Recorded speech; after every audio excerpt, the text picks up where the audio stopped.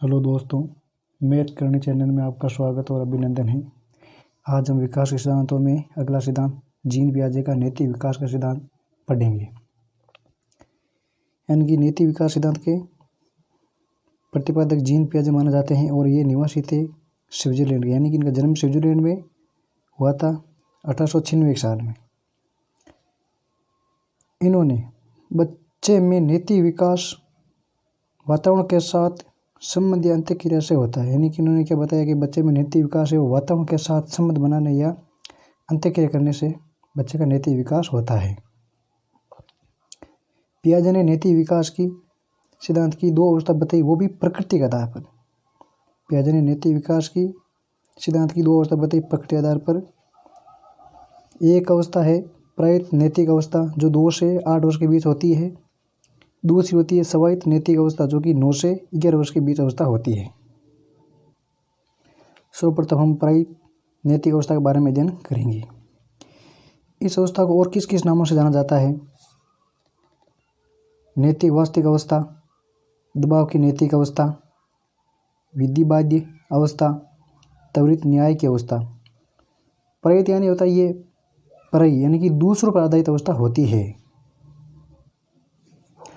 प्रायित नैतिक अवस्था दूसरों पर आधारित अवस्था कहलाती है, इसलिए इसे दूसरों पर आधारित नैतिकता कहते हैं, क्योंकि इसमें बच्चे के मन में जो भी नियम या संपत्ति या सिद्धांत नियम बनते हैं ना, वे अपरिवर्तनीय होता है। यानी कि बच्चा इसके अंदर यह सोचता है कि जो भी नियम सूत्र सिद्धांत बनते हैं ना, वो कभी परिवर्तन नहीं किए जा सकते, इसलिए इसमें अपरिवर्तनीय की अवस्था कहलाती है। इसमें बच्चों एवं वयस्कों में असमान अंतःक्रिया से इस अवस्था की शुरुआत होती है। यानी कि प्रायित नैतिक अवस्था की शुरुआत है बच्चों और वयस्कों के बीच अंतःक्रिया से शुरुआत होती है।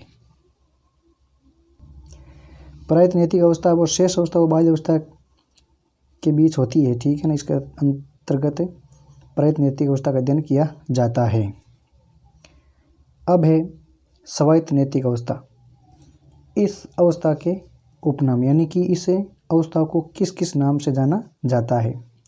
सर्वप्रथम स्वयं पर आधारित नैतिकता, यानी कि स्वायत्त होता है, यानी कि स्वयं पर आधारित नैतिकता होती है, यानी कि जो काम करता है वो स्वयं ही करता है।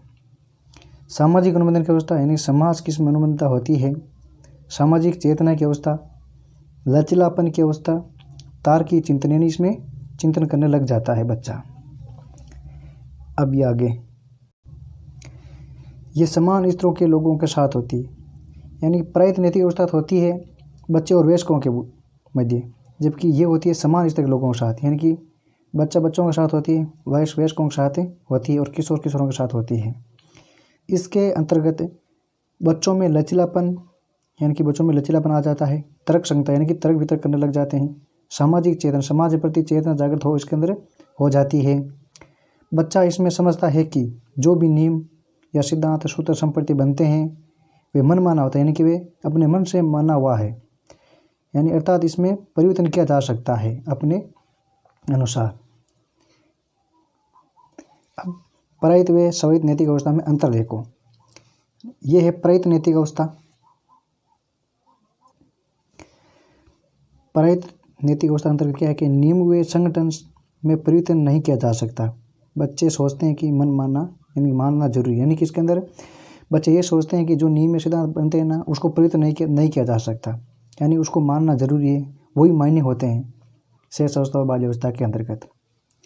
और स्वायत्त में क्या होते हैं कि भाई नियम व संपत्ति में परिवर्तन किया जा सकता है, यानी उससे मानना जरूरी नहीं है। बच्चे कहते हैं कि इसके अंदर मानना जरूरी नहीं, ये सभी मन माना होता है। दूसरी, इसमें बच्चे सोचते हैं कि गलत काम किए जाने पर ईश्वर उन पर विपत्ति थोप देते हैं, यानी ईश्वर उसको दंडित करते हैं। जबकि स्वायत्त अवस्था में ये सोचते हैं कि बच्चे इसमें ऐसा नहीं है कैसा कि इसमें ईश्वर दंड नहीं देते हैं, क्योंकि बच्चा कार्य करने से पहले ये नहीं सोचता है कि कोई कार्य गलत है या सही, इसलिए बच्चों को जो भी दंड मिलता है ना, उसको उसके कार्य का आधार मिलता है, यानी कि कोई कार्य गलत करने पर उस बच्चे को दंड दिया जाता है उस कार्य के परिणाम के आधार पर, इसमें ईश्वर के आधार पर नहीं दिया जाता है, ठीक है। अब है तीसरा अंतर। इसमें बच्चे किसी व्यवहार का मूल्यांकन उसके परिणाम के आधार पर करते हैं, न कि करने वाले की नीयत के आधार पर। जो परिणाम आता है ना, उसके आधार पर उसका मतलब जो निर्णय करते हैं, मतलब करने वाले की नीयत के आधार पर नहीं करते हैं। इसमें बच्चे किसी व्यवहार का मूल्यांकन व्यक्ति की नीयत के आधार पर करते हैं। इस प्रकार हमने जीन पियाजे का नैतिक विकास सिद्धांत का अध्ययन किया था। यदि आपको ये कंटेंट अच्छा लगता है तो आप इस चैनल को प्लीज़ सब्सक्राइब कर लीजिए और आपको ऐसे भी वीडियो और भी मिलते रहेंगे। अब मिलेंगे अगले वीडियो में, तब तक के लिए ओके, थैंक यू, धन्यवाद।